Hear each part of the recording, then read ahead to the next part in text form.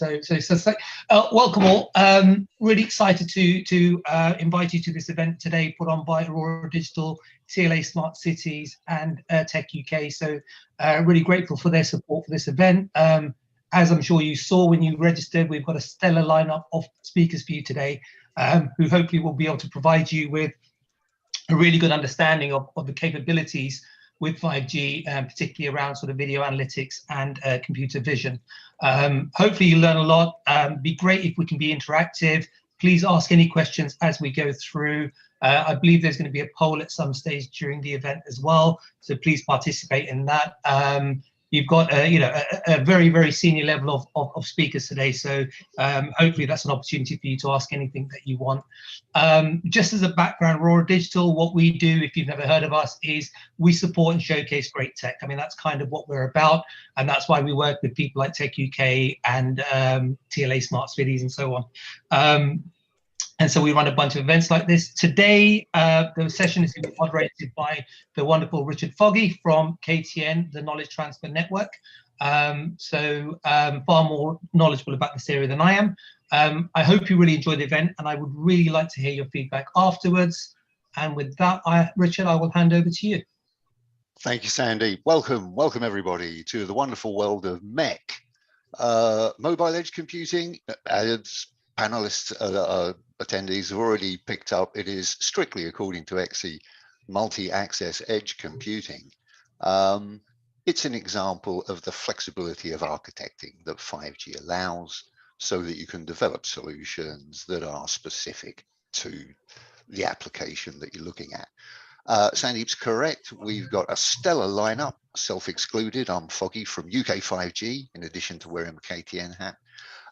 So moving swiftly on, Danny Kelly, could you tell us whether this MEC thingy, what does it enable growth or anything, or?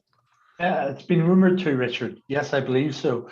Yes, I think Richard, 5G and MEC, it poses a great opportunity for us to really transform industry. But I think if we just talk about 5G and MEC on their own, I think we miss the other key part, and that of course is the applications that take advantage of that. So the growth opportunities now is not because the network operators have built great 5G networks that bring, of course, speed and latency and security and all the great benefits of 5G. But the reality is the growth opportunities is born when we bring together 5G and MEC, as you say, and then those great applications that take advantage of those attributes across the edge compute and across the 5G networks. So when we combine all of that together, we're in a space where we can now really begin to transform industry. But the reality is, and it's very different where we are today, I think in the past, we've all went off there and built products and services and tried to sell them to customers and took them on a journey of transformation.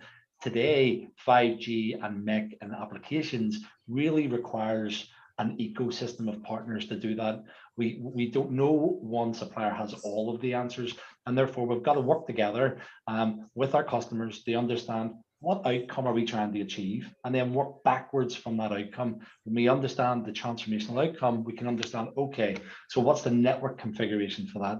What's the edge compute configuration for that, or the MEC configuration? And what's that secret sauce? What is the application that really brings that to life?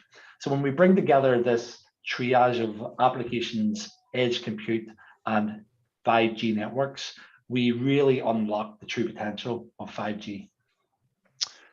Indeedy, and I'm given to understand that the thing with 5G and particularly with MEC is the massive volumes of data that can be shuffled around, cut, sliced, discarded, so you keep the good stuff.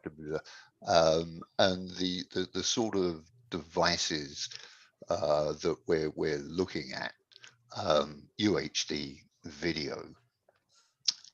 Is it typically those very heavy bandwidth applications?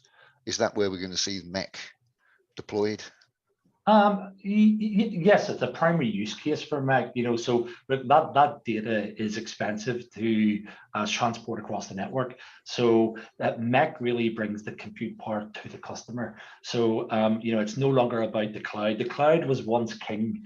Everything was in the cloud, but now actually the cloud's no longer king. We need to bring all of that compute that exists in the cloud right down to the customer site, or at least to the edge of the network, so that we can compilate that AI and compilate that video analytics, right at the customer site. So that's a brilliant AI and video analytics is a great use case of MEC, whereby we can take the attributes of speed and bandwidth and capacity that 5G brings, but it's only half the story. Where do we process all of that information, all of that hungry data? And it's at the edge. So this is where MEC plays its part. And of course, video analytics is a super use case for that. Okay, so it's pulling the cloud down to ground level. I don't know, fog computing was a phrase that was bandied about. Is this fog computing made real? Yeah, we're getting into that space, right? So I think it is only one of the use cases, of course, that we can leverage for MEC. It's a great use case, but I think every industry, when we think about what we're doing, whether it's robotics, autonomous vehicles, all of these things have a computational requirement that needs to happen close to the customer, close to the site, and close to the edge. So there's lots of use cases that we'll see all have these same attributes, which is where do we compute that information. And MEC gives us now the ability to really transform industry around, and whether it's transport, logistics, healthcare, manufacturing, you name it. We just think about, okay, what is the outcome we want to achieve, and how do we process that on the 5G network, and actually where does that data live? Is it at the edge of the network, or is it the customer site? Thank you, sir. Indeed. And a good nod to applications there. Speaking of applications, smart cities. Now, there's an awful lot of data. There's an awful lot of people. There's an awful lot of useful stuff probably to be had if you can get that right. Paul Armstrong, can I move to you, sir? And could you give us some observations around using video and AI in a smart cities context? Yeah, so if we think of 5G and MEC, I think the three things that lots of people talk about that it brings to a place is kind of speed and bandwidth, that latency of response, and the ability to deploy really dense deployments of applications and sensors. But I think there's also a really important part in there on the architecture of 5G actually brings together this merger of the fiber world, the Wi-Fi world, and the cellular world to make sure that everything's always connected as it moves around a city. But I think the kind of the $1 million question for everyone is always, so what? Like, what does that mean? And I suppose when we talk about what that means for a smart city, so connectivity is at the heart of everything that we do as a smart city, and our ability to crunch large volumes of data is what underpins us being a smart city. And actually MEC allows us to move from, I think, what we historically called a smart city, but if really we're honest, it was more a monitoring city. So we got really static measurements about how full a bin was, for instance, to really a city that moves truly to smart, a city that's dynamic and responsive to the needs that are there right now. And I think that's where we're seeing a huge shift over this move towards higher fidelity sensing, more data, the use of video, and actually how we start to push some of that data back to citizens, or how we push that data back to industry around the city so that they can respond to what's happening in the city as well. Indeed. Do you have some slides you could share with us? I do. I've got a couple of examples of just some of the things that as a city we use edge computing for, and the types of analytics that we can do on the data. I think it's fair to say, if you asked me probably even 2 years ago, if you thought that as a city we would be doing computing on iPhones in cars as they move around the city, or on the top of a car park, it would be my worst nightmare, and I wouldn't have ever believed you that we would do those things. But I've just got a couple of examples to show that those are actually real and those are things that are happening now. So I will just share these. So the first example is a project called How Busy is Toon? So this was funded by MHCLG, and this was all about how does a city recover, and how does a smart city recover from the COVID pandemic. So what you should be able to see there in the corner is there's a little video that we run on our CCTV, and it gives real live time information about how people are moving around the city. And we use that, so we used it in our COVID response. So the Director of Public Health could give people real time and real data backed evidence of how people were socially distancing around town, how people were returning to town. And also we use these things to publish on a website. So before anyone came into town, they could make informed choices about actually whether they wanted to come in, whether they could socially distance safe when they chose to do so. So again, that was just, we had an existing CCTV estate, but being able to compute at the edge allowed us to run other AI models across our CCTV estate that would give us huge amounts of more data than we'd ever had on the past. And the next one is a program called Detector. So this is something that we are spinning out of Newcastle University. So this is using an iPhone within vehicles that go around the city. So this is again using edge computing for video AI. It goes around and it real-time maps all of the assets in the city. So you can see there are lots of pretty dots and colors as it picks things up as it goes around. And this underpins a lot of our work around digital twins. And again, that's edge computing in the car, backed up by connectivity that allows us to back all that data off. And again, the kind of move is, in the past, this was done with probably 50 grand's worth of kit in a Google car. And actually the network is starting to allow us to do those types of things with off-the-shelf hardware now.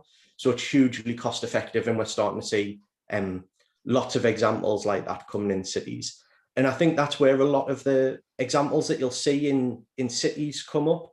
So there'll be a lot around of those dynamic use cases. So things like, how do we manage advanced logistics? How do we manage the road networks? Things like that, things where we can see data and we can make changes that change the environment. And I think that's where I see the real big use cases for edge computing and 5G in cities.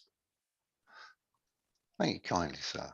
Indeed, it's interesting, the use of sort of COTS technology there. How easy do you think it's going to be to get the 5G infrastructure out there? Piece of cake, pulling teeth? As with everything digital infrastructure, I think that'll depend where you are in the country. Sadly, we do find that these things are always easier to deploy in dense urban environments. I think the reality is networks cost a lot to build, and it would be very easy of me to say, well, I want connectivity everywhere and I want someone else to pay for it. I think where industry and cities and the telecoms market can work together is starting to stack up some of these business cases, so that actually in a rural environment, we're not just talking about, well, I want you to deploy 5G because it gives my residents access to employment opportunities, education opportunities, and healthcare opportunities, but also it'll underpin advanced logistics, it'll underpin future tourism and a digital offer. It will underpin how we do logistics in that place with autonomous vehicles. And kind of as we stack up all of these, I think that's when we start to really see the business case drive down that value, that kind of cost to deploy against value for some of these things right across the country. Oh, indeed. So an aggregation of applications, but that will come up with a value proposition that justifies it. Yeah, and I think the kind of, as we look at the technology for 5G, the move towards software orchestration, so the network can be responsive to lots of different use cases and be optimized for lots of different use cases and respond to what's happening around it. I think that really suits this model of lots of tenants on a network, using it for lots of different things that have varying requirements throughout the day or throughout the month or throughout the year. Thanks, sir. Danny, you got your hand up. Yeah, very politely using it. And I just wanted to come in on the deployment of the 5G and the network 5G deployment. We all absolutely have a responsibility to ensure that as ubiquitous as possible and as quickly as possible. But actually in the enterprise space, 5G is truly ubiquitous today, so we can bring, of course, 5G networks to any business, to any premise, to anywhere. And there's lots of different ways we can skin a cat, Richard. It's not all about mobile private networks. It could be an in-building 5G coverage scheme, which doesn't cost the earth, but it allows true transformation. So it really just comes down to what is that application that we're attempting to enable, and then backwards from that we can work out what is the network architecture, how do we deploy that for our customers. Now in the public 5G space, of course, it's about how do we get that public 5G network rolled out for consumers to enjoy it, for businesses to take advantage of the public 5G, but actually to get that real security, low latency bandwidth requirement for certain applications, including video analytics, then we've got to be looking at a dedicated scheme. So how do we create that dedicated scheme? And the answer is today we can bring 5G anywhere, and that's true of all of the operators. We all have the ability to serve all of our customers across the whole country. So it's a great time to begin that transformation conversation for a right across industry. It is first and foremost an enterprise play.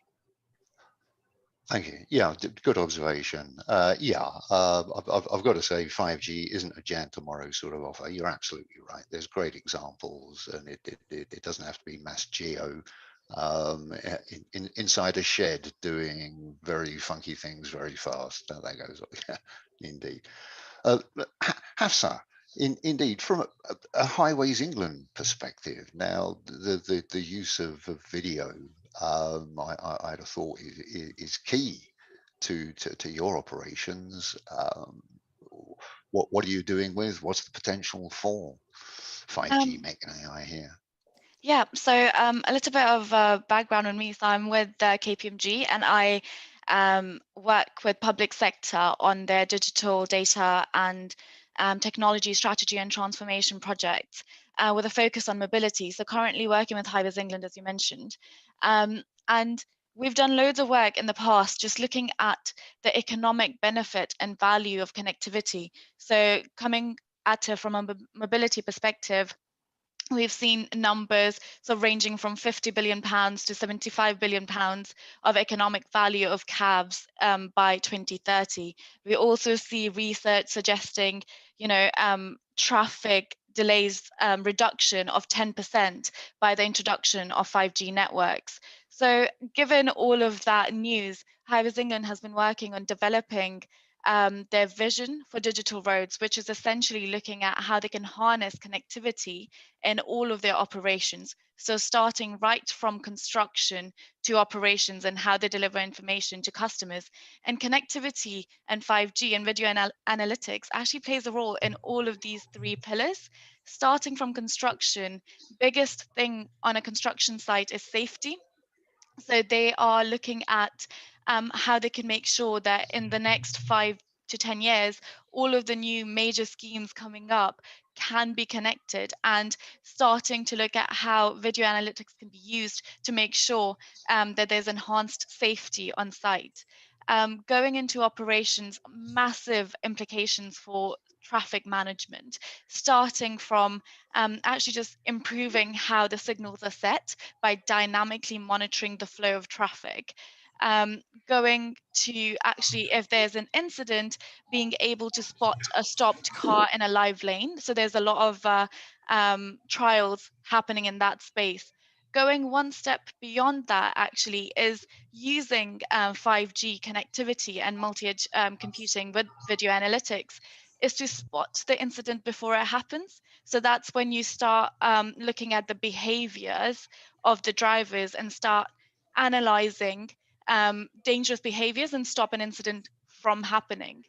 Then moving on to the customer space and sort of providing them information, there's a big push to understand how in-vehicle communication could work. So essentially moving towards an ambition of having naked roads by sort of 2050, where you may not need that much roadside furniture and infrastructure because you're able to communicate directly with the customer in their car.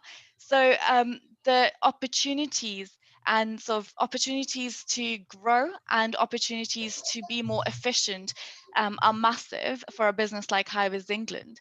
And they're looking at that. Thinking about other public sector organizations, as Paul mentioned, loads of opportunities for cities as well. And we're seeing that. cities are interested in understanding what 5G could do for them. So mobility and transport is always a big use case that everyone gets excited about, because there's a lot happening in that space already and it's easy to understand. Other use cases that we see people get really excited about is healthcare, especially when it comes to social care. Councils spend a large amount of their operational expenditure on social care, and being able to use video analytics in that kind of sort of scenario, again, could benefit not only the council in terms of, you know, the finances, but also our customers and citizens.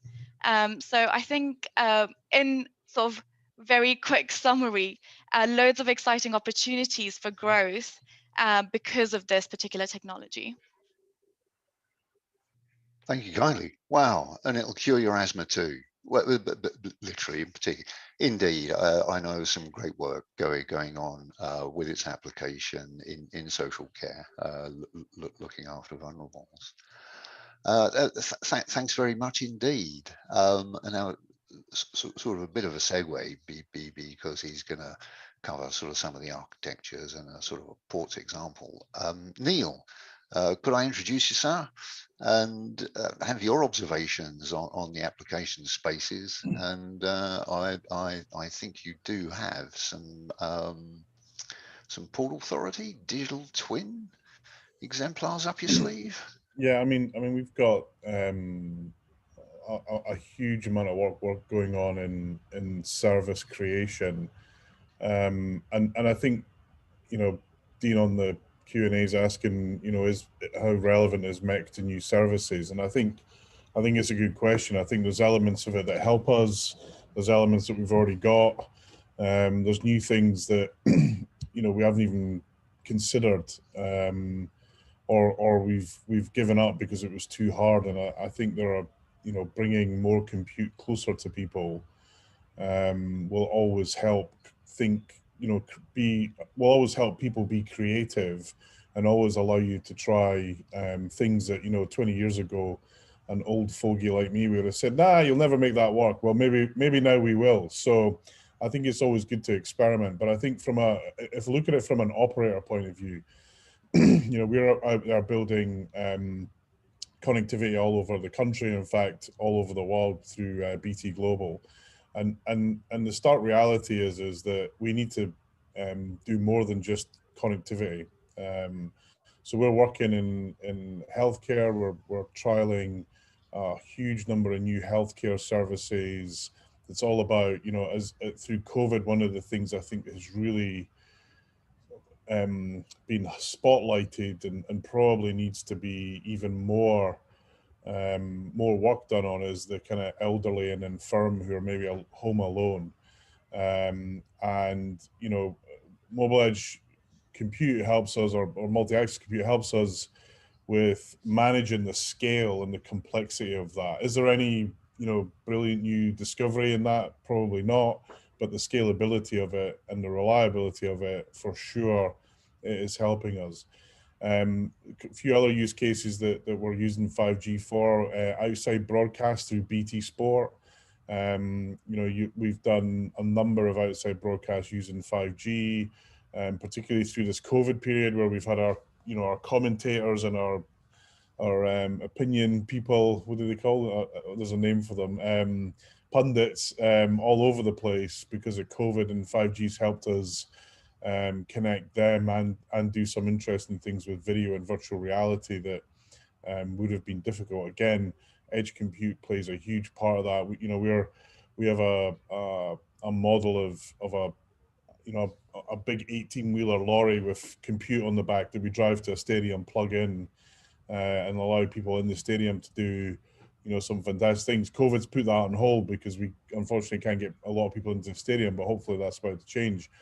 And then you talked about digital twins. So, and I think this is really important for the UK. And I think the stuff that Paul showed was super exciting from my point of view, which is how do, you know, in a world where the UK is a knowledge economy, being able to build a digital twin for you to test things, program things, discover things, examine things in a way that's safe. You're not actually doing it in real time. You can use technologies like System Dynamics to, perhaps create a flight simulator of a city or of a manufacturing plant, or as McLaren are down the road from where I live in Woking on their actual Formula One car. So, and then use the massive compute power that we've got in Edge to do some really quick processing that, yeah, you could argue do that in the cloud, but in some respects, if you're rotating a model, you want that, snappiness of reaction as you do it, an instant kind of response to the services, and then if you're building a product, you build a digital twin of a product, perhaps you've got a 3D printer at home, you can just press a button and print a prototype. And again, through COVID, lots of 3D printing done on stuff to help with face masks and other stuff that, had we had more edge compute, had we had more of this deployed already, would we have actually got even more? I'd like to think that we would have done. The other thing we're using, two other areas we're using edge compute for.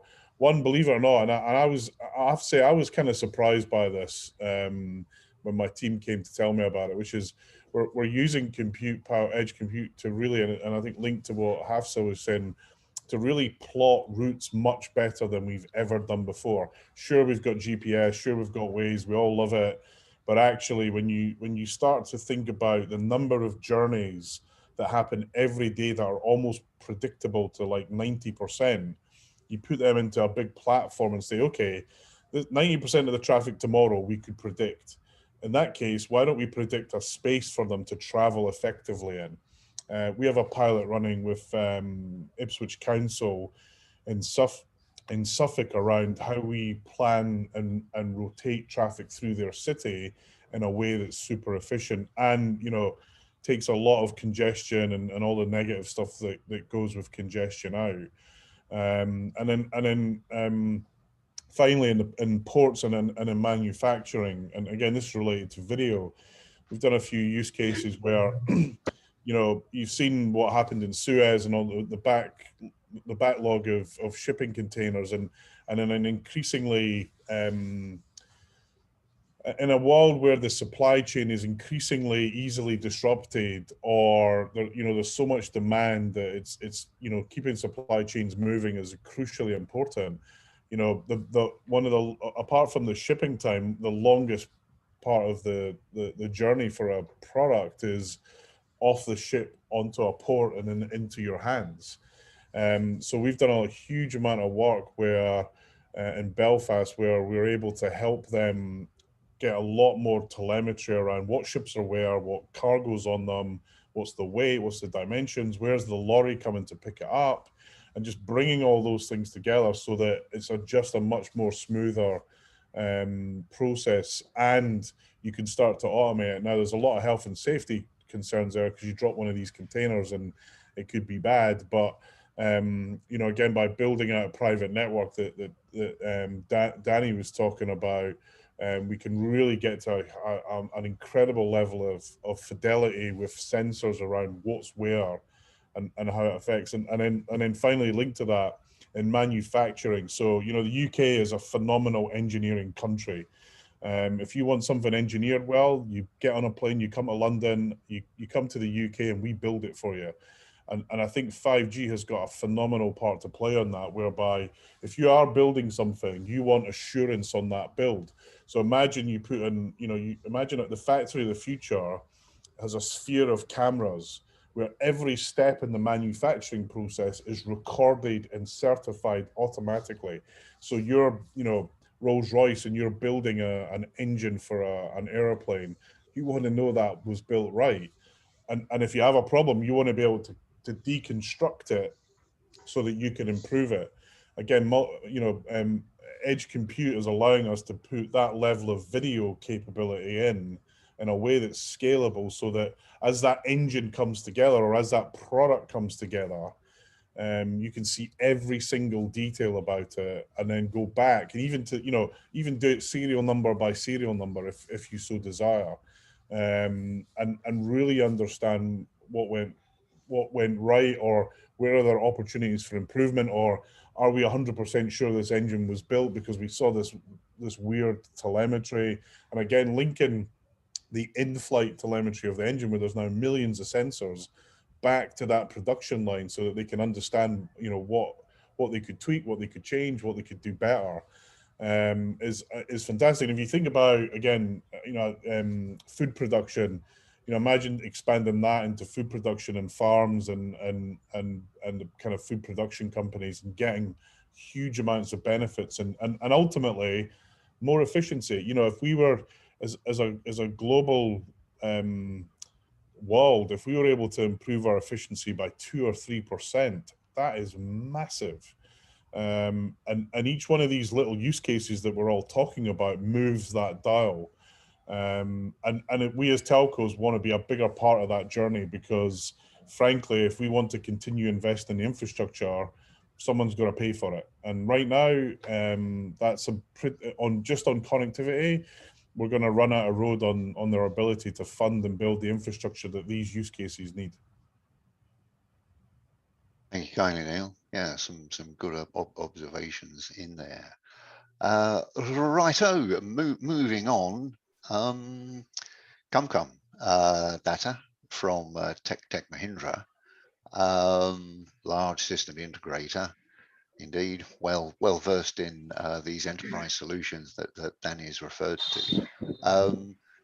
Could you share your screen and tell us a little bit about what you've been up to in the AI space?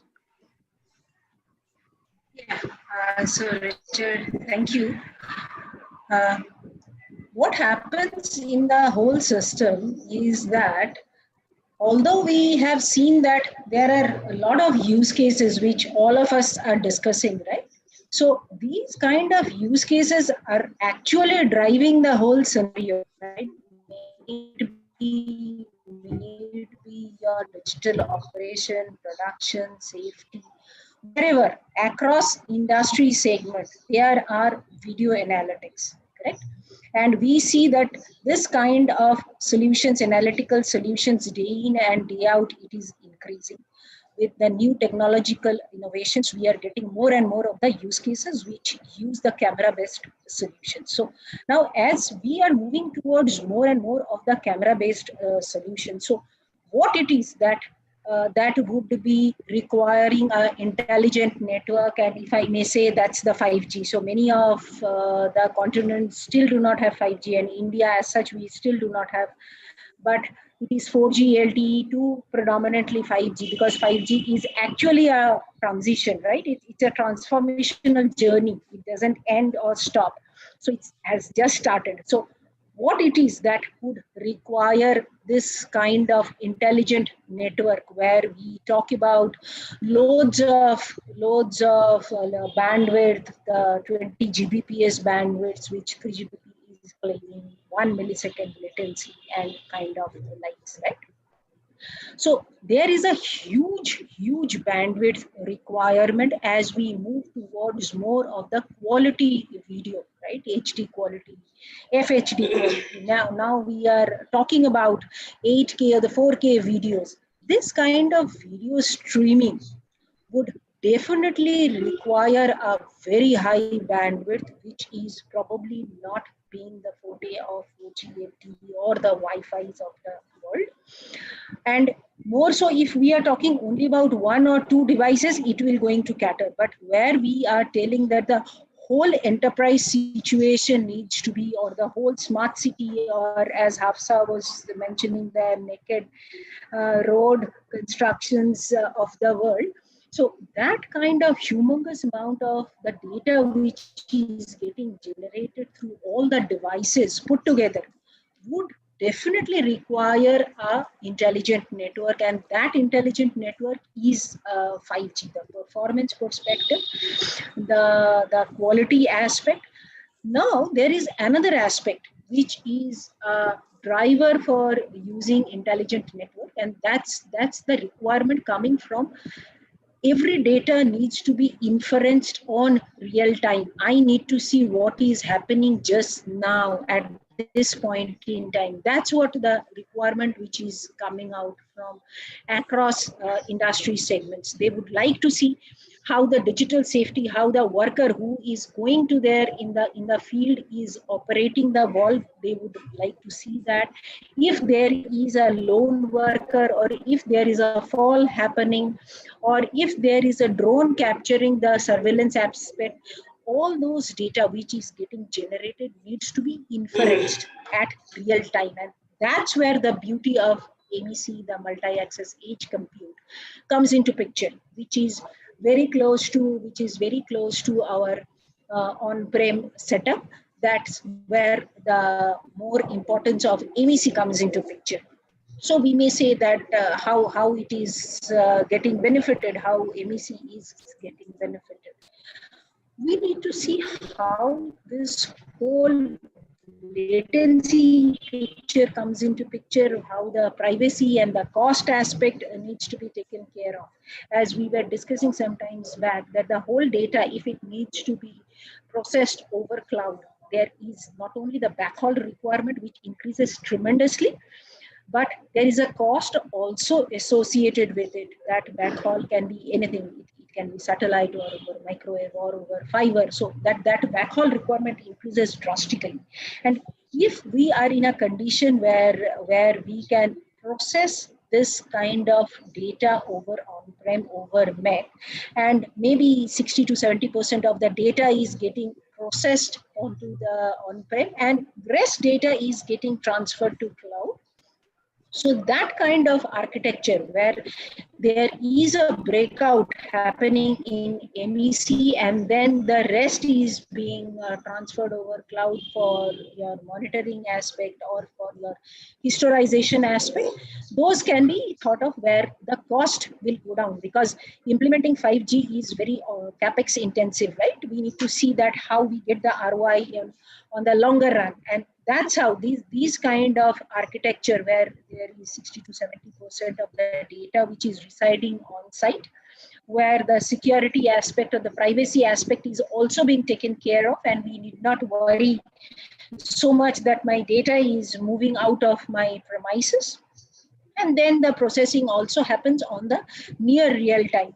Okay, so this kind of scenarios are definitely, we need to shift the intelligence which we are seeing, that needs to be shifted to the edge. Okay, and that's where this kind of three-tier architecture is being worked on. And we from TechM, we heavily propound on this kind of architecture, where there is an enterprise edge and the infrastructure services, along with all the breakouts and the content caching happening on the MEC node, and rest all our ERPs and the PLMs of the world, the enterprise analytics is being taken care of over the cloud. And this way, through SD-WAN, the software-defined WAN network, we can connect the multi-sites, because our enterprise is having a foothold across globe, right? So this kind of architecture would definitely going to be in a longer run, which will going to help the whole of the organization. And that's where the beauty of MEC and 5G, the intelligent network and video analytics, given all the use cases which are into the foray, would bring the total ROI and the benefit which the end consumers are looking forward to. And that's what the bottom line is, Richard. Thank you kindly, Kamkam. Indeed, you may thank you. Stop sharing now. Yeah, looking at this is I think about data proximity, and I think Danny, you got some thoughts on this. I think Richard, all of the use cases that have been discussed today, Neil mentioned quite a few in terms of the industries that we're moving into. The reality is, it is now about where do we process the compute. So the proximity is key, and it can happen at the edge. Of course, it can happen on the device, but there's a great opportunity now with MEC to really lower the cost of a device. So a great example, we all are familiar with the cost of an Oculus Rift headset. You know, our kids probably want one for Christmas. It's $500. You know, the reason for that, all of the compute is happening on the device. The 5G and the MEC gives us the opportunity to take that away from the device and move that the network or to, you know, to the premises if it's a factory of the future, as Neil described. You know, so it's the compute and where do we process the compute, but by taking it from the device and to the edge of the network or to the location itself, actually what we do now is we enable mass adoption of these applications, because we can lower the overall cost of adoption, you know, and especially when we consider about some things like in healthcare, you know, how can we leverage for telemedicine or for care in the community, care homes, how can we use video analytics devices or mixed reality, virtual reality devices to provide healthcare, leveraging a public 5G network, and therefore it doesn't require big infrastructure payments from the business to take advantage of that and lower the cost of adoption of these technologies. All of that is only possible because the proximity of the data. Where is the data and where is that being performed? And of course, Paul also talked about it. Let's do it in the car. We don't need to do it, you know, maybe at the edge of the network. It could be mobile. And in which case then and you want that to happen, right? In autonomous vehicles, we don't want the information to be processed. Is that a human crossing the road? Is that a cyclist in front of me? We don't want to do a round trip to AWS in the cloud or to Alibaba, you know, Alibaba in China. We want to be making that decision in real time. So how do we do that? We do it at the edge. So proximity is king when we come to video analytics and getting a real return on the investment, but it's also king in terms of reducing the cost of adoption. Over time, our ability to move that data and process it closer to the edge and off of the device, and that's quite important. It's going not just from the cloud, but to the edge, but also from the device to the edge. That creates this great adoption of application use cases that can really see us explode in terms of where we can bring transformation.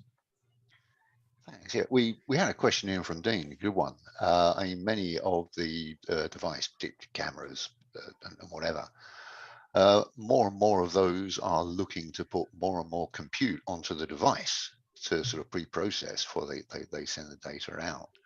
So there is that trend. So Danny, others, please comment. Do you see that as something that's antagonistic? Is this something they've resorted to because we haven't had the capabilities that MEC produces? Or are they both going to blossom and it's a horses for courses sort of thing? Yeah, my view at this stage, Richard, would be that it's complementary. It's about processing the edge compute. So these can start to deliver the transformative outcomes. We haven't fully, you know, and just in the same way, there's lots of different ways we can deliver 5G networks. So private networks, hybrid networks, dedicated networks, in-building 5G schemes. So there's lots of different ways you can skin a cat with the 5G architecture. The same is true of the edge compute. So it's on the device, it's at the edge of the network, it's, you know, on the premise, and it comes in different form factors.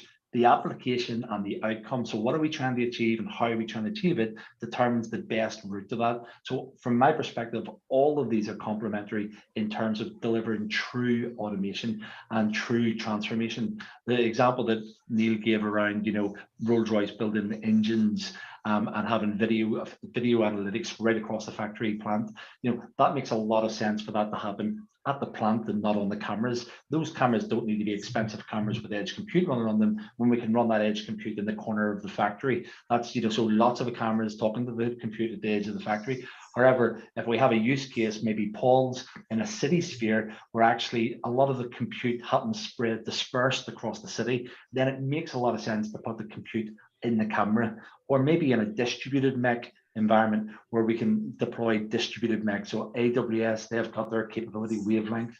We're bringing that to the UK. that's sorry, that's the distributed MEC approach. So I think it's horses for courses is the answer, and dependent on the outcome and dependent on the way in which we wish to deploy the technology, will it depend how we skin the cat. Thank you, sir. Yeah, I kind of agree with that, Danny. I think we end up with edge computing at every layer, because if we take the kind of transport and autonomous vehicles kind of example, in that we know that we want to be able to make decisions at a car level, but we know that we want to be able to make decisions at a road level. So it becomes, how does a car communicate to the road? And the road needs the ability to make those decisions. So you have edge on the road. We know that those roads need to communicate to one another. So actually, how do you have edge computing within regions or nationally to say, well, if we reconfigure the road environment, where do we never get rid of traffic, we just shift it to somewhere else. So what will the impact of that be? And I think you can kind of see that almost edge computing has to happen at each layer where you want a decision to happen. So you can kind of see where you would have edge computing in a car, edge computing on a road or on a street, and then edge computing in a network level. So I think they are really complementary, because in reality, we can have the most intelligent roads in the world, but if the cars can't keep up with that and make decisions based on that information, you never really get the true benefit. So I think it is that kind of horses for courses, and actually layering some of these solutions and saying, right, well, we'll do some compute at this level because that's the right place for that. But actually there's some compute that's the next level up. And then there's some that we just send off for more advanced analytics in the cloud as well. And kind of all of those things blend together to give you the perfect solution.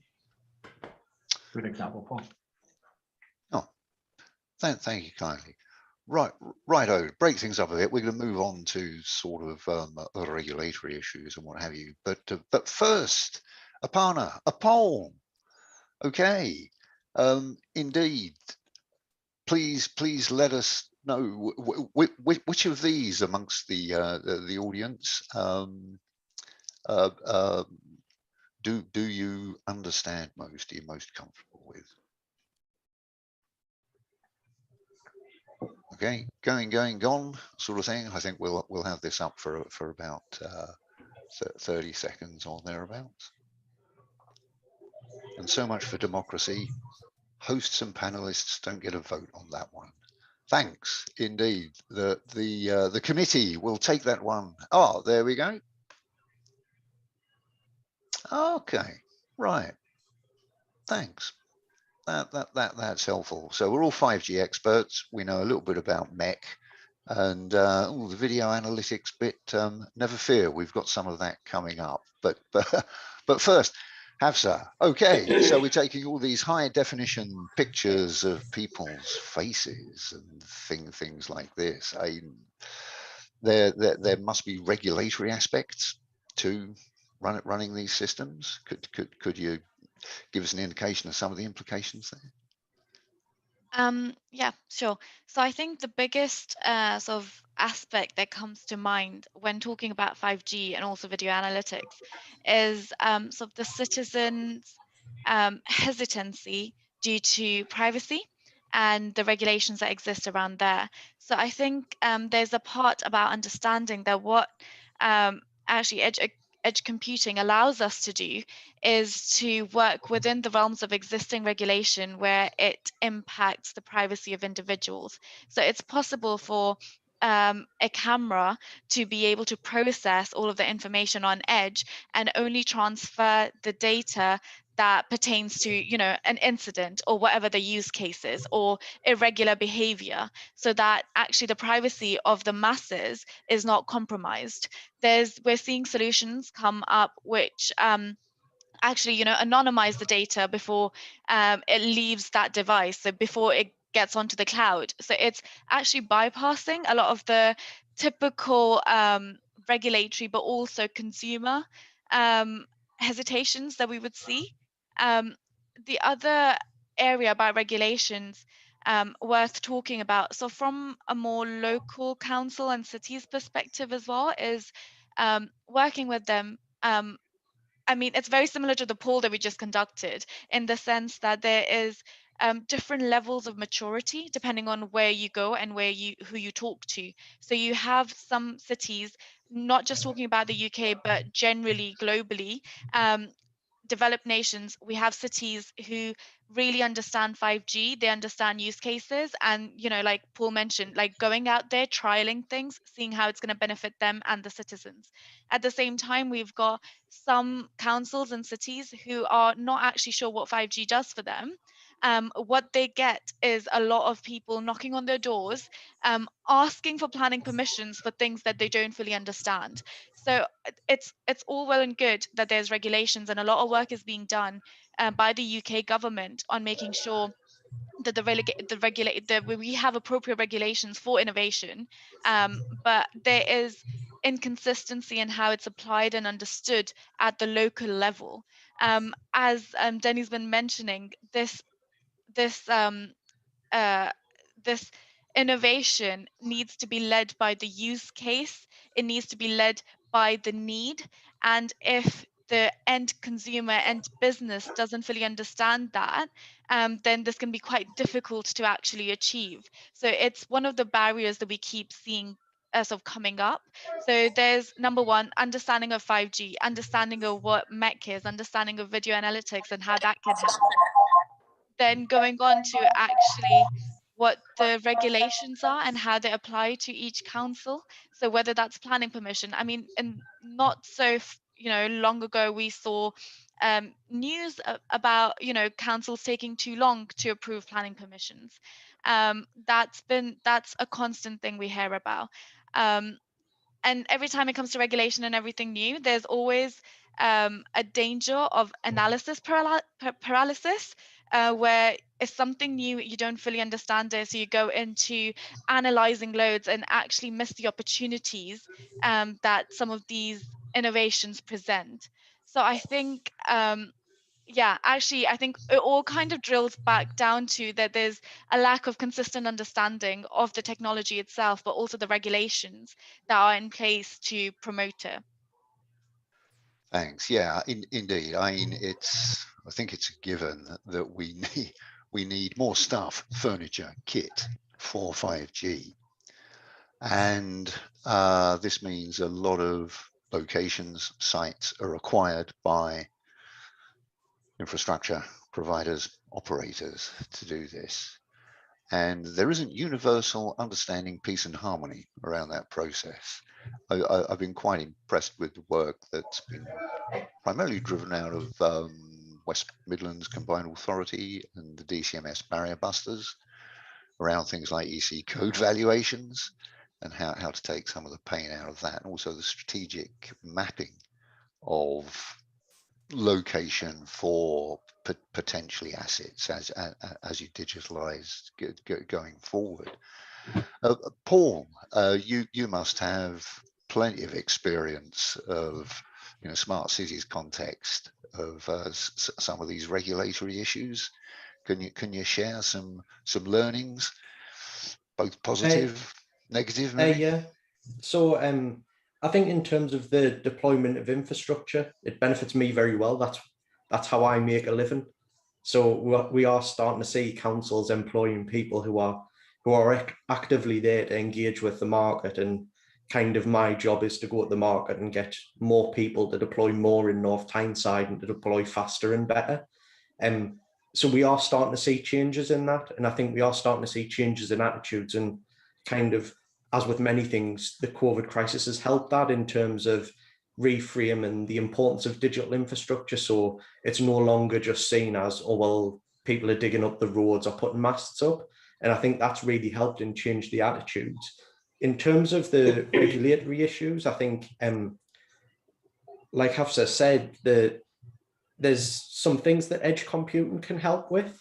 I think the other things that we've done is we've worked really closely with the university and with people like MHCLG, making sure that we do really robust ethical assessments on anything that we do. So kind of we rule out and say we're not going to do as many things as we say we are going to do, because everything's technically possible now. The other thing that we did do really early on was have this ethos of we're going to work out in the open and we're going to be really transparent about what we do. And part of that, so people can see what we're doing, but part of that is actually all of our benefit really comes from citizen behavior change and people making more informed decisions. So we always said from the start, we want to push as much information out to the citizen as we can. So making sure they know exactly what we do. So all of our CCTV cameras, you can go on a website and you can look at every 5 minutes, it takes a snapshot, and those are open source for anyone to use. So all of the public can actually see all of the things that we're using as well. So there's this real trust and transparency around kind of how does a city not look like a big brother, when that's inherently the kind of what people think of when they think of cameras. And like I say, our approach has just been to be really open and honest and be really visible and be really encouraging for people to interact with the data themselves, but making sure that that's backed up by, again, if you look on the How Busy Is Toon website, you'll see a really robust privacy statement. So exactly what we're doing with the data, how we're processing it, and how long we will keep it, and ethical assessments around what we will do and what we won't, and what things we are happy to do. So we'll never track people, we just count people. We'll never kind of look at people's faces and do any analysis on that. We don't really do routes of, like, we'll never track where you've been in a city. We might track the direction that you're walking in, so we can see how many people are going up a street and how many people are going down a street. But we never kind of track individuals around. So I think it's just having those kind of core principles that you then stick to, because there's always but it can do this. We could see who's wearing a mask, and we could police mask usage. And those are things that we've just never wanted to do and have no desire to do. So it's about that, being brave enough to say, like, the technology can do it, but we don't want to do that. And these are why we don't want to do those things. Sound, yeah. Just because you can doesn't mean to say you should. Yeah. I think there. Okay. Any other observations from the other panelists on regulatory issues before we move on to the, if you will, the grand finale, which is a sort of a showcase of an exemplar? Nope. Okay. Without further ado, then let's see some of this stuff in action. Alexander, good to see you turning your video on, sir. Please tell me what Telefonica and DeepSight have been doing in this space. Yes, actually, we are all collaborating in a research lab in Madrid named 5tonic. So in there we have a 5G SA core network, and we have been working on use cases where we are doing a tight integration between the edge and the 5G SA core network. So I think here we see some of the slides. So I don't know if we see the partners, so 5tonic, the labs. So I'll let my colleagues from DeepSight do a brief introduction first. Yeah, sure, Alex. Thanks, Richard. I think the first slide, what you're seeing is this use case. Video analytics is something we all know. It's quite high bandwidth is needed. Latency is not at all compromised because it has to be in high speed. And till 4G, like we have been doing a lot of video analytics from last 2 years, but on the 4G network, there's always been certain challenges, right? So IoT has taken a huge, benefit from 4G, whereas video analytics is in the nascent stage of going into cloud or going into edge. It's becoming to more reality now. In this regards, Alex mentioned, in partnership with 5tonic, Telefonica, Ericsson, etc. We made this use case to test and understand, what is the threshold, what can happen when videos are sent over 5G and at certain conditions and certain use cases. So this was happened in Spain lab and for the duration of around 3 months, thanks to our partners and especially 5tonic, which helped us to enable this. So I think we will talk about this use case in more detail. I think Nishant, can you please provide a flow of this use case, and then I think Alex and Jorge, please take over for the explanation. Any questions, please do ask us. Yeah, thanks. Thank you, Rakesh. So before moving to the actual use case, I just want to tell you some common thing. First of all, we have discussed a lot about the advantage of MEC, advantage of 5G, the lower latency, higher bandwidth, more secured communication. But I am just going to talk about the advantages of application which is going to consume this much high bandwidth and lower latency communications. So the application required to that, like Kumskum has touched some point where there should be a distributed approach in terms of deploying the main high computation part at the network edge and whatever the saving part that could be on the cloud side and these things. So we have built in this application where it has power to consume thousands of camera in the real time and add n number of feature in real time to process the things and raise the alerts actually. So moving to the next, the actual use case which we have done. So this is the in collaboration with the Telefonica as an operator, Ericsson as a core network provider, and Capgemini as a MEC provider. We have onboarded our application on the network multi-access access edge computing platform, where all the data is like the data from the actual CCTV camera is coming over the 5G router via on the tower side, and there we have onboarded our application, and we have demanded the quality of service requirement on the MEC, and MEC is talking to the 5G network in order to provide those quality of service to our application, and then based on that we raise alerts. So important point here is that here, because the edge multi-access computing is accessible because it's more secure communication. So primarily it should be accessed via the operator zone. The like operator customers can access this particular zone. So those things are completely, they are getting it actually. So this is what, so on the top of it, this is what we have done it. As soon as we detect something, we raise alerts and we send it to the common cloud server. So this is how it is done, this particular use case. So the facial recognition and human intrusion part is being done on this. So over to, I think, the next slide. Over to Alex and Jorge, please. Yeah, Alex and first. Yeah, so sorry, in Telefonica, we are keen to explore with the rest of the industry this concept of making more than distribution of data centers for the edge. So actually, with a lot of industry players, we are collaborating in the GSMA for this operator platform concept.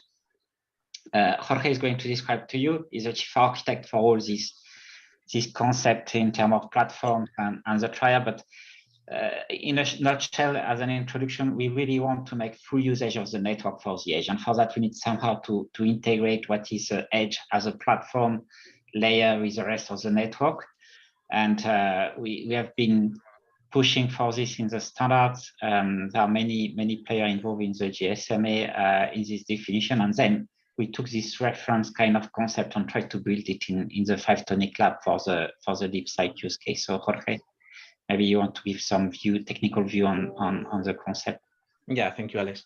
So starting with this initiative in GSMA, as Alex mentioned, Operator Platform Group is a different network providers, network operators group, joined by more than 35 operators, more than 20 providers, that wanted to enhance or to provide a definition of the end-to-end of an edge delivery service. Because at the end, we don't want to have only this distributed cloud, as Alex was mentioning, but we also want to take advantage of the different capabilities that our network provides. That is why we have this complete architecture here, starting with the application providers, the developers that can deploy the application, can deploy and can define the different criteria that this application needs to follow in the architecture through the northbound interface, the interface connecting the developers. And then we have the different interfaces connecting to the resources. Of course, we have an interface connecting to the cloud resources because we are going to deploy application in the cloud environments that we have, but we also want to engage with the network. We also want to request for different capabilities on the network, take advantage of the authentication that they do with the devices, take advantage of the quality of service, the reliability. We need to have this kind of different interfaces with the network also, with the 5G core in this case, as we will see later, but with any other network. We also proposed to have a east-west-bound interface, a federation interface that allows at the end many operators to join the force together and allow one developer to deploy one and have the application deployed all over the world, just away from the country that he's connected to the proper operator, to all the operators that are part of this country, and also abroad, of course. This is what we call the roaming of the applications, so that the applications are deployed everywhere, just deploying once. But we also want to enable the roaming of the users. The same as we have a roaming for the voice, we can, or we want also to have the roaming for the edge service. And finally, we have a specific interface so that the final devices, the agents that are on your mobile device that wants to connect to a edge application can communicate with this platform, can request the service, can authenticate also itself, and we can also manage the mobility of these devices along the country and abroad also. So if we go to the next slide, please, Nishant. Yeah, here we just want to remark what we have deployed for this specific proof of concept with DeepSight video processing applications. Just starting with the pieces, we have the MEC platform from Capgemini, from Altran, managing the end-to-end service, as we have presented before in this operator platform, following the standard, of course. We have the Ericsson 5G core network, managing the connection of the devices. And we have these devices, this surveillance camera, and the edge video processing application deployed on the edge. So starting with the basic service that everybody understands at the edge, which is deploying the application close together with the devices. We do this, placing the servers close together with the UPF, which is the 5G network element, managing the connection of the device. This is the shortest path that we can take for the connection of the device. But we also wanted to make more things. We want to have a complete edge service.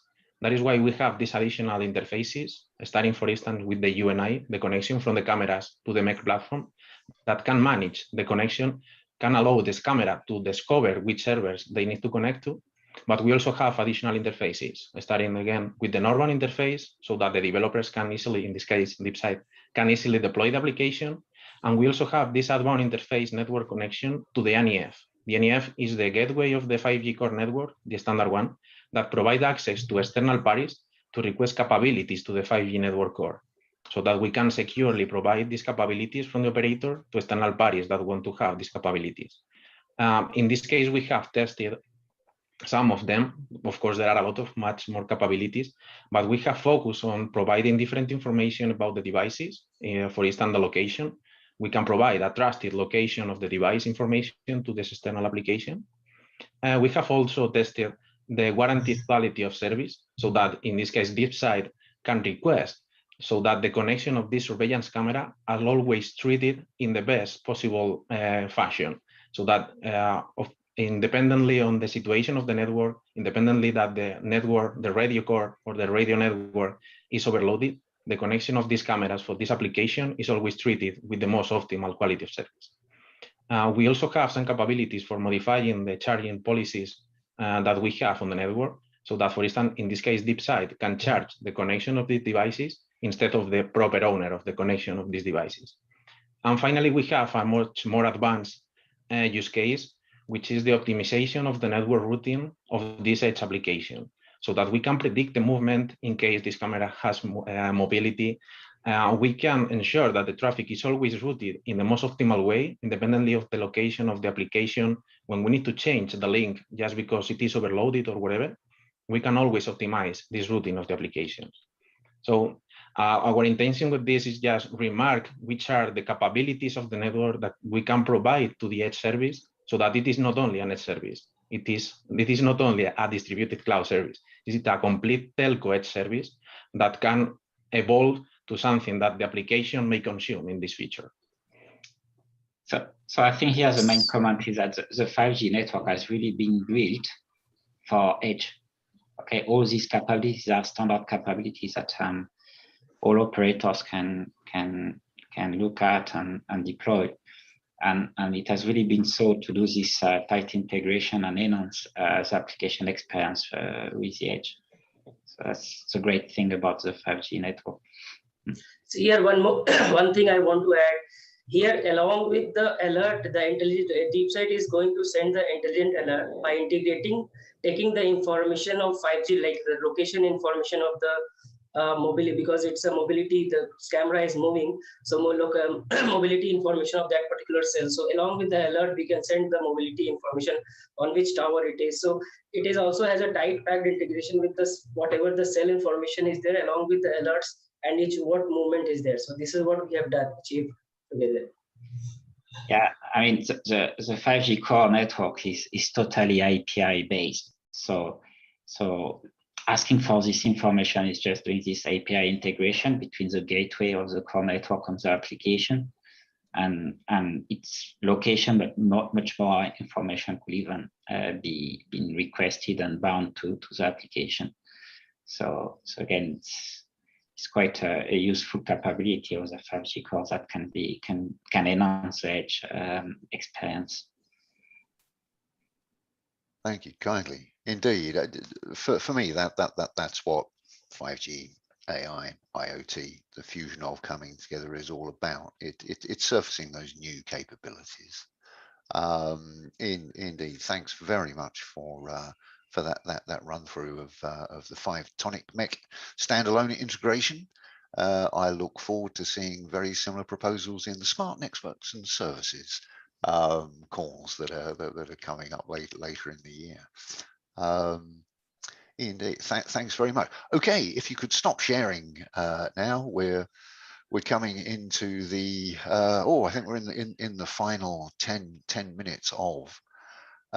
So thanks. I mean, the takeaway I get from this is these are powerful capabilities that are being surfaced. There is almost unlimited flexibility in the way that you can architect it. So to pick up again on a question that Dean raised right at the start, if it's so brilliant, why aren't we falling over it all the time? Could I ask you briefly, what's the easiest thing to do here? Where have you had the most success, and what's the hard thing? What are the things that can push this forward? What's the one thing that's holding it back? In no particular order, on your marks, get set, go.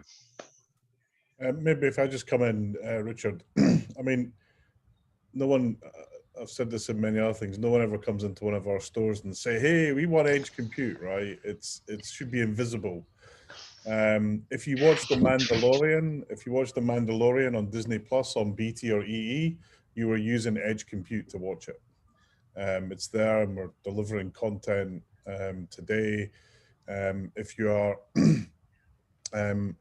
if you're playing a number of video games right now, both streamed and direct, you're using edge compute. In many cases, if you're using a mobile network, you're using edge compute. So I think, it is out there. I think where the lag is, and I think definitely COVID's impacted this, is getting the developer community up and running and their ability to understand the benefits and opportunities from this. But I'm absolutely convinced that's just a timing issue, and it will come.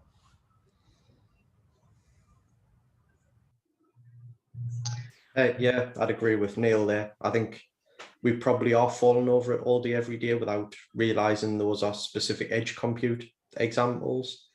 Like you say, every time we watch Netflix, everyone's watching Tiger King at the start of lockdown. So that's being delivered from a local BT exchange or data center rather than going out to Netflix. I think in terms of cities and applications that we see, again, it's kind of always been there. I think we're seeing the maturity increase. So we are now working with better quality imagery so we can do more analysis on it.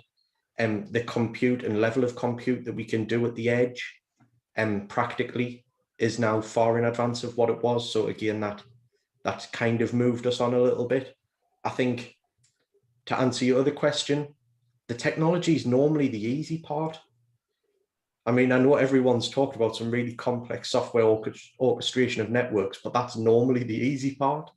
The kind of how as businesses and how as industries we embrace that and embed it and change our processes and systems and way of working is normally the hard part. So we've been able to deliver a lot of these things, and kind of every one of the telcos who are on the call will straight away say, well, we can deliver a lot of this service over an existing 4G network. And we are only just starting to see the kind of public acceptance, or even within cities and councils, we are only starting to embrace smart cities and the use of data to do real-time changes on cities. And I think as things progress, you'll start to see certainly things that can only be done by 5G. But I think we're just almost a little bit on that adoption curve still, and we will only see that to go up as people become more and more comfortable with the technology and basing their decisions on real-time data and things like that. So I think operators should play a big role because operator is directly connected to the consumers. So in order to realize at the consumer level buying such kind of applications, operator needs to package back to back with the MEC application provider who is onboarding their solution on MEC. There are a lot of MEC companies are coming. AWS has a weblet platform. So operator is going to play a big role in order to connect to realize this thing to the consumer level, because the back-to-back partnership should be there and package, and ultimately video analytic solution should be delivered to the customer actually on the MEC zone. That is what I feel actually. Richard, I'll bring it back to the point I've made continuously, which is it all comes back to that. What is the outcome? And even so, it doesn't matter if it's an industry outcome or a consumer outcome. And Daniil's point, it's build it and they overcome. We're in a chicken and egg scenario at the minute. The developer community, we really need them on board to say, okay, so I've got the latency and capacity benefit with 5G, and actually edge compute is something that I can take advantage of. And therefore I'll begin to build these applications that can consume that. And when they do that, it will be a time when we can walk into football stadiums and, and leverage our phones to use some great MEC edge compute to get real-time in-game analytics, or, the use cases start to really explode. As consumers, we probably don't realize we're benefiting. That's the first time I'm hearing from Neil that we're using Edge for The Mandalorian. I've watched it all back to back. So it's a great, I didn't know it was invisible, but actually what we'll see is much more adoption when the developer community comes on board and starts taking advantage of the capability that network operators have had to invest a lot of money into. So we're at this early adoption stage, and it will be great to see that on the journey. Indeed, yeah, we sort of focused on the sort of video and AI, but yeah, content distribution. There was a beautiful example, a football fan with massively impaired sight, it's fair to say, but by use of sort of UHD camera MEC and sort of blowing up a very small number of pixels large, he was able to effectively see a football game for the first time in his life. And it was literally one of those scales falling from his eyes. And I thought it's kind of trivial, but a brilliant example of what this tech can do that is meaningful in a human context. Rakesh, sir, you have your hand up. Yeah, Joe. So Richard, there are a couple of questions. I don't know if we are looking at that. The first question is if mobile edge computing is such a great idea, why haven't we had fixed edge computing for 10 plus years? Given most enterprise use cases today, camera screens, automation systems are wired. So I think this was one of the question that was, Dean has mentioned. So just to add, I would request others to please add your views. I think, certain technologies, like every technology needs supporting layers, like when we talk about IoT, we wanted, more better networks. We wanted, like when it was 3G, we were talking about just, mobile videos. It was, I think, way back in my, job in Ericsson, we were talking about 3G for mobile videos, right? And that needed a lot of bandwidth. I'm talking about 2006 and 7. But I think it's not about, I just found, I don't know how many have heard about IMS, IP multimedia subsystem, which was a great thing for IoT, but it never took off.